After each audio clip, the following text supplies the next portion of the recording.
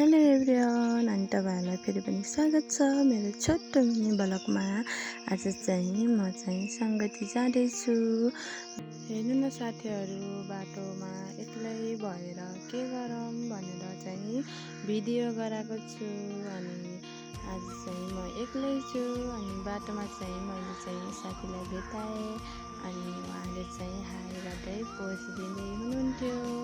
अनि त्यसपछि चाहिँ हामी कुरा गर्दै गयौँ। अनि साथीहरू यस्तो घाम लागेको थियो आमा, अनि म त डरेर काली पो भएको छु त।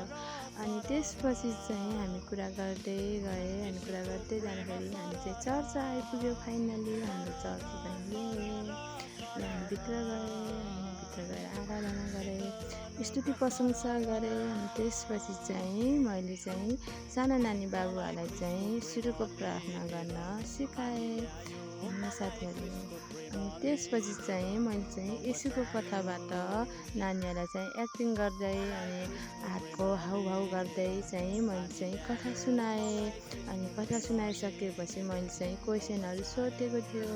अनि त्यसपछि चाहिँ हामी चाहिँ अन्तिम प्रार्थना अनि प्रभुले सिकाउनु भएको भजन गाएर चाहिँ हामीले चाहिँ अन्तिम प्रार्थना गरेँ साथीहरू।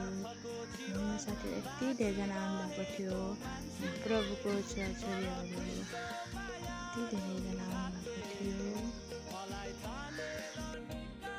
अनि अन्तिम प्रार्थना गरेर चाहिँ हामी चाहिँ आफ्नो घरतर्फ लाग्यो साथीहरू।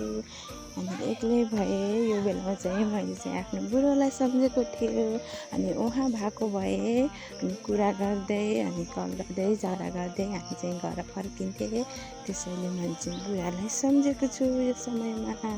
अनि फाइनली म चाहिँ घर आएँ। यति नै, सबैलाई बाई।